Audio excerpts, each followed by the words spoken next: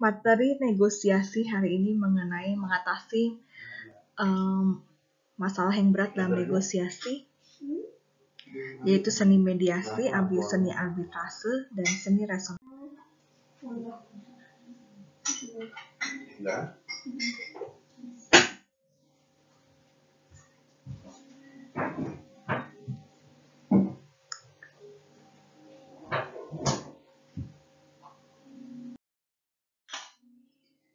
Perbedaan utama mediasi dan arbitrasi: mediator tidak mempunyai wewenang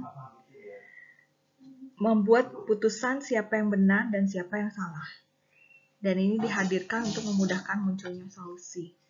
Jadi dalam mengatasi negosiasi yang berat ini, di sini harus ada pihak ketiga. Jadi ada pihak yang bernegosiasi, pihak satu, dan pihak kedua, pihak lawan negosiasi, dan pihak ketiga adalah sebagai penengah di sini ya. Penengah di sini bisa menjadi sebagai mediator atau arbitrator. Bedanya, kita bedakan antara mediator dan arbitrasi di sini. Kalau mediator tidak mempunyai wewenang membuat putusan siapa yang benar dan siapa yang salah. Tujuannya hanya untuk solusi, ya. Sedangkan kalau arbitrasi di sini ini kedua belah pihak sudah setuju sebelumnya bahwa yang membuat keputusan adalah arbitrator ini di sini. Mereka akan mematuhi apa yang adil menurut arbitrator, dan setiap pihak memberinya wewenang untuk membuat penilaian dan menentukan solusi. Jadi arbitrator ini dalam proses arbitrasi di sini fungsinya seperti hakim ya.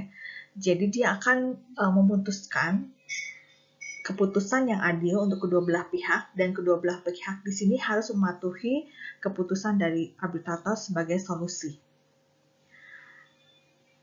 Sedangkan kalau mediator di sini hanya memberi alternatif solusi, tapi harus solusi tersebut disepakati oleh kedua belah pihak. Di sini dia tidak mempunyai wewenang untuk membuat putusan siapa yang benar dan siapa yang salah. Kalau ini bisa memberikan keputusan pihak mana yang benar dan pihak mana yang salah, dan mungkin keputusannya bisa condong ke salah satu pihak atau tidak keduanya. Nah, lalu untuk seni mediasi, mengapa mediasi ini bisa berhasil? Mediator di sini dapat mengunjungi kedua belah pihak secara terpisah dan menyarankan untuk mengambil posisi yang lebih rasional. Seorang arbitrator dapat memaksakan hal ini kepada mereka sebagai solusi terakhir. Kalau arbitrator memaksakan, kalau mediator sifatnya nggak memaksakan. Dia mengunjungi kedua belah pihak terpisah secara bergantian, lalu memberikan suatu saran untuk mengambil suatu posisi yang lebih rasional, yaitu setidaknya ada keputusan deal di akhir, nothing tanpa keputusan apa-apa gitu ya. Jadi mediator ini bisa sebagai pendengar yang mendengarkan dengan lebih baik apa masalahnya daripada kedua belah pihak ini dalam bernegosiasi, sehingga terjadi masalah dalam bernegosiasi dan tidak ada keputusan. Misalnya pihak satu itu menginginkan item-item kesepakatan list A, sedangkan pihak kedua menginginkan item-item kesepakatan list B. Dan keduanya berbeda secara kontra, dan dari harga terjadi perbedaan cukup jauh, misalnya gitu. Dan kualitas barangnya pun yang ditawarkan oleh kedua belah pihak itu, yang A misalnya sebagai pembimbing menginginkan kualitas barang nomor 1 A dengan harga yang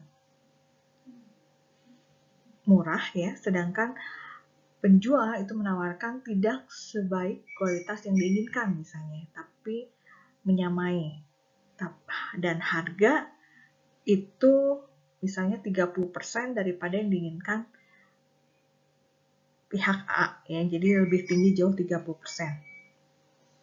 Nah, di sini bisa mendengarkan masalahnya di mana. Kalau penjual di sini, waduh, harga barang-barang sudah naik dan nggak mungkin kalau kita memenuhi apa yang diinginkan oleh pihak A. Karena bahan-bahan sudah naik, berarti kami tidak bisa menekan harga seperti yang diinginkan oleh pihak A. Lalu pihak A juga merasa harus mengambil suatu tindakan untuk memperoleh kesepakatan itu, karena dia sudah bernegosiasi dengan pihak lain dan menjual harga dengan rentang di atas 10% yang dia inginkan dari pihak B. Jadi dia sebagai distributornya misalnya, dan itu sudah di booking deal dengan kuantitas sekian. Nah, berarti kedua belah pihak mempunyai masalahnya sendiri-sendiri dan mereka merasa di sini sulit untuk mencapai kesepakatan. Jadi sebagai mediator di sini harus mendengarkan semua, kira-kira ada nggak solusi dari masalah itu ya. Berarti dia harus tahu detail dari harga barang, kualitas barang, bahan-bahan yang dibutuhkan misalnya. Dengan kuantitas dinaikkan sekian, apakah memenuhi dengan standar atau ongkos kirim ditanggung dan sebagainya ya. Jadi persepsi netral bagi mediator itu penting di sini. Mediator profesional di sini bisa menolak tugas dari pihak dengan siapa pernah melakukan bisnis atau mempunyai hubungan dekat. Jadi sifatnya harus netral. Kalau tidak netral, di sini mediator itu fungsinya tidak bisa memberikan solusi yang betul-betul menjadi alternatif pengambilan keputusan yang bisa disepakati bersama ya. Dalam proses mediasi, di sini mediator harus menunjukkan bahwa mereka itu benar-benar netral, mengerti topik negosiasinya, konstruksi, retail, perselisihan rumah tangga, atau apapun jenis konflik itu ya. Misalnya, apakah informasi itu bocor karena ada perselisihan rumah tangga, misalnya sang istri daripada pihak B misalnya membocorkan informasi dan informasi itu sampai ke pihak A misalnya sebagainya ya. Lalu yang ketiga di sini harus mempunyai pengalaman positif dalam melakukan mediasi untuk masalah yang mirip. Jadi pengalaman ini penting supaya dia bisa mencarikan solusi ya untuk menjadi jalan keluar bagi kedua belah pihak. Dan menggunakan proses yang terbukti berhasil di sini. Misalnya proses di sini, apakah kedua belah pihak di sini masih menginginkan kesepakatan deal atau kalau transaksinya terlalu besar, apa bisa dicoba dalam transaksi kecil misalnya? Walaupun harga itu akhirnya menjadi titik tengah, memang ada aturan membagi dua itu salah misalnya, tapi udah jalan terakhir akhirnya membagi dua harga itu antara harga yang diinginkan oleh pihak A dan harga yang diinginkan oleh pihak B ya. Dicoba dulu di sini. Siapa tahu di sini pihak A bisa masih memperoleh keuntungan ya dengan harga di tengah, dengan kuantiti yang misalnya dicoba dulu dalam kuantiti yang memang mereka mampu untuk melakukan pembayaran. Lalu tahap-tahap proses mediasi di sini, satu di sini harus ada hubungan awal dengan para pihak, dan yang kedua pertemuan pribadi yang pertama. Yang ketiga pertemuan pribadi yang kedua. Lalu tahap penyelesaian. Jadi di sini kurang lebih misalnya tahap proses negosiasi itu ada 4 pertemuan di sini. Hubungan awal dengan para pihak di sini yaitu mengadakan hubungan dengan pihak yang terlibat oleh mediator sebelum pertemuan bersama bukanlah tindakan yang baik supaya tidak terkesan lebih menyukai salah satu pihak. Sebelum pertemuan bersama di antara kedua belah pihak dan mediasi, sebaiknya jangan melakukan pertemuan dengan salah satu pihak. Jadi pertemuan bersama ini sebagai awal ya. Supaya jangan terkesan lebih tidak netral sifatnya. Lalu selama temu muka, mediator akan menekankan kembali bahwa mediasi adalah kesediaan untuk kompromi. Jadi mediasi di sini artinya kedua belah pihak bersedia melonggarkan keinginan mereka, yaitu kompromi, dan meniadakan kemungkinan setiap pihak menggunakan higher authority. Dan dokumen yang diperlukan oleh mediator di sini, mediator harus mencegah masing-masing pihak mengirim dokumen pendukung dalam jumlah banyak. Pernyataan kedua belah pihak harus meliputi hal berikut: bagaimana perselisihan tersebut terjadi, pemicu awalnya kenapa, apakah betul hanya karena keinginan yang sangat berbeda atau ada isu yang lain, dan isu apa yang ingin dipecahkan, dan bagaimana mereka telah dirugikan oleh perselisihan tersebut. Misalnya ada perselisihan masalah kebocoran informasi ke pihak yang tidak berkepentingan, atau ada perselisihan tendernya misalnya sempat diberikan, ditawarkan pada pihak lain, dan sebagainya ya. Lalu 4, penyelesaian yang diminta oleh tiap pihak. Dalam pembukaan proses mediasi, di sini mediator itu memulai dengan pernyataan pembukaan latar belakang perselisihannya apa. Jadi proses negosiasi itu dimulai tanggal berapa, bulan apa, dan tahun berapa misalnya. Dan sudah dilakukan proses negosiasi misalnya selama 4 kali. Pada negosiasi ketiga sebetulnya sudah deal oke, tapi pas negosiasi keempat, misalnya ada salah satu pihak itu melanggar kesepakatan sehingga terjadi perselisihan, misalnya seperti itu. Kalau misalnya terjadi seperti itu. Karena ternyata pihak yang bernegosiasi dengan pihak yang melaksanakan daripada transaksi negosiasi itu personalnya berbeda, walaupun mewakili institusi yang sama, sehingga terjadi miskomunikasi misalnya. Dan ditekankan ia bukanlah arbitrator atau hakim yang menentukan penyelesaian.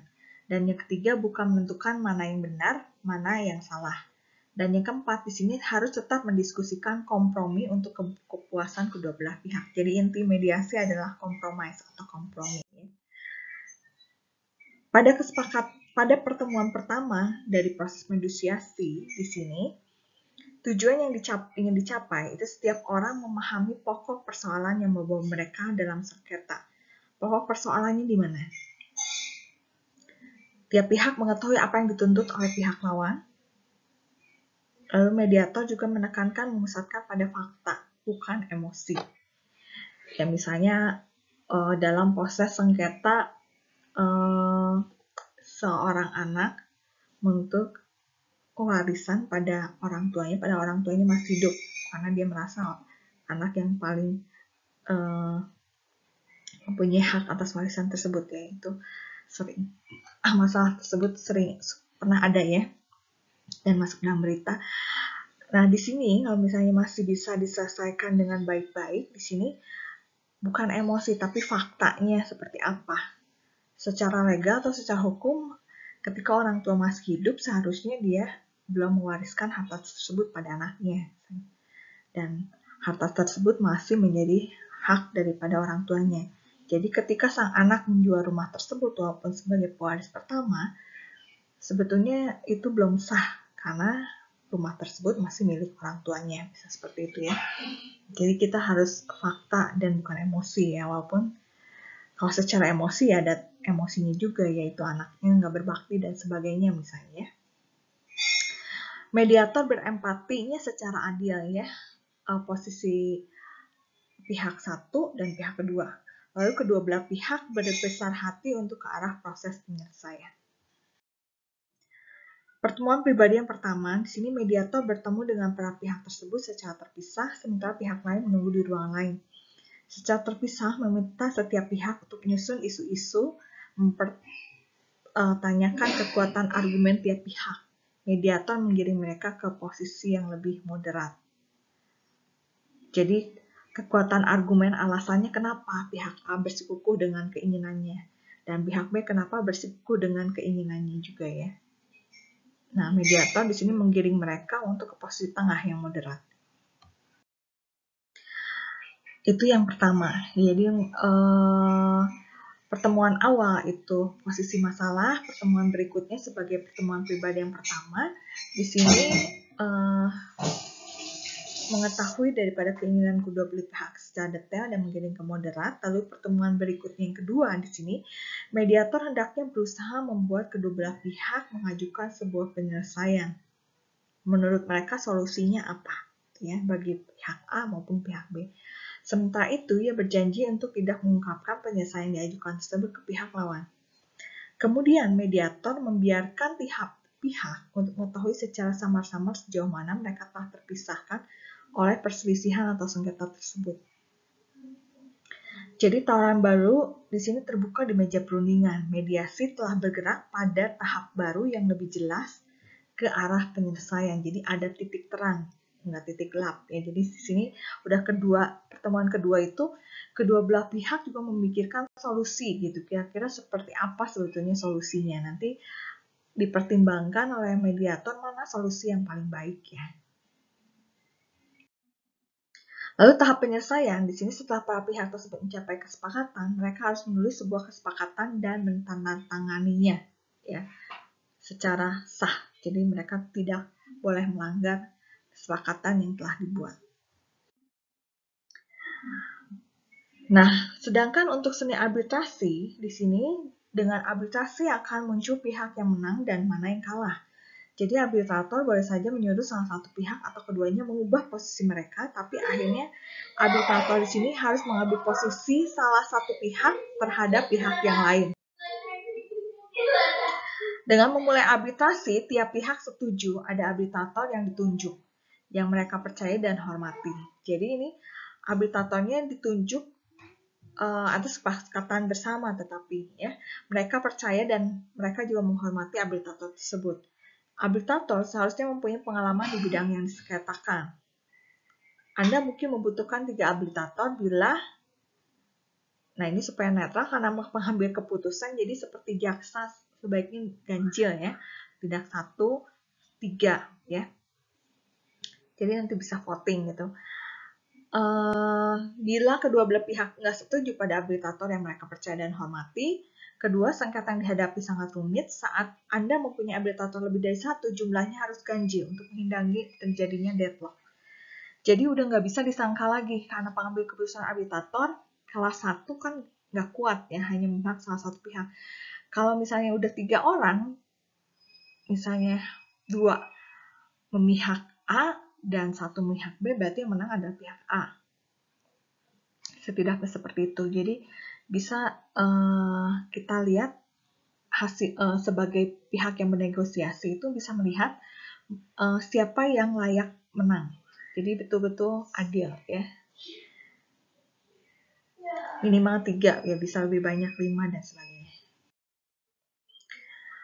Arbitrator di sini juga tetap fungsinya harus netral, walaupun nanti bisa memilih salah satu pihak dia berpihak, tapi karena menurut dia betul ya, dan berdasarkan fakta dan logika berpikir arbitrator tersebut kebijakannya yang diberikan. Jadi di sini dia harus netral, terlihat netral dan diterima sebagai pihak netral oleh penuntut yang dituntut dan siapapun yang terlibat. Ini juga ada pertemuan awal ya. Memungkinkan para pihak itu yang bersengketa mengungkapkan semua perasaan dan kemarahan mereka. Bisa dimulai dengan mencari solusi melalui mediasi. Misalnya mediasi sudah tapi enggak ketemu, akhirnya arbitrasi ya. Arbitrator sementara waktu bisa menjadi mediator dulu di sini. Kedua pihak setuju dengan banyaknya temuan yang dibutuhkan oleh masing-masing pihak. Jadi temuan itu berdasarkan dokumen dan fakta yang ada ya. Lalu dua belah pihak juga setuju dengan jadwal pertukaran laporan, disposisi, respon untuk interogasi.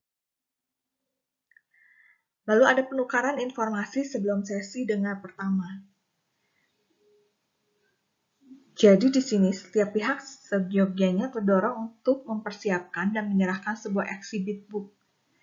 Nah di sini jadi ada buku diary dari masing-masing pihak di sini yang berisi semua dokumen yang relevan kepada pihak lawan dan kepada arbitrator, ya. Catatan-catatan secara tertulis ya. Lalu ada dengar pendapat, jadi ini mirip di pengadilan. Ada 3 orang yang di ruangan, arbitrator, penuntut yang dituntut, tiap pihak membuat pernyataan secara terbuka. Arbitrator di sini akan menanyakan pertanyaan yang penjelas dan memeriksa bukti tersebut apakah relevan. Perbedaan penting antara arbitrasi dan litigasi di sini tidak adanya juri dalam arbitrasi. Arbitrator di sini memainkan double peran sebagai hakim dan peran sebagai juri ya. Nah, dalam 30 hari setelah mendengar pendapat final, arbitrator akan membuat setiap keputusan tertulis untuk kedua belah pihak. Setelah keputusan, arbitrator membuat keputusan. Di sini pihak yang menang dapat membawa keputusan tersebut ke pengadilan dan mengesahkan keputusan tersebut. Dan yang ketiga di sini adalah seni resolusi konflik. Biasanya dilakukan pada situasi khusus seperti penyandaan tawanan. Ada 5 respon yang mungkin dilakukan dalam situasi penyandaan. Menyerang dengan sedikit atau tidak ada usaha negosiasi sama sekali. Ya, pada saat penyanderaan di sini. Jadi ada sedikit tekanan yang diberikan ya. Tapi karena di sini sifatnya penyanderaan ya, jadi harus berhati-hati. Bisa juga mengiyakan saja, nggak ada usaha negosiasi sama sekali. Karena untuk meredakan amarah daripada si penyandra supaya posisi yang disandra itu aman dulu ya. Lalu yang kedua, menunggu untuk melihat apa yang terjadi. Yang ketiga, bernegosiasi tanpa membuat konsesi apapun. Ya, ini berusaha mengalihkan perhatian ya. Jadi terus bernegosiasi tanpa ada kesepakatan dulu, hanya mengorek-ngorek informasi dulu ya. Lalu yang keempat, di sini bernegosiasi dan berbohong mengenai konsesi. Ya udah dikasih gitu tawaran, ya diiyakan, tapi sebetulnya dilakukannya itu hanya pura-pura ya, seperti tampak nyata tapi nggak dilakukan. Misalnya dikirim mobil atau uang, nanti tunggu dulu 1 jam lagi, uangnya lagi sedang disiapkan, misalnya seperti itu ya. Tapi karena butuh waktu, kami minta waktu, perpanjangan waktu, misalnya seperti itu. Lalu yang kelima, negosiasi dan bersedia membuat konsesi. Misalnya ya udah oke, uangnya dikasih, tapi karena uangnya nggak cukup, misalnya sebagian asli, sebagian palsu, misalnya seperti itu ya.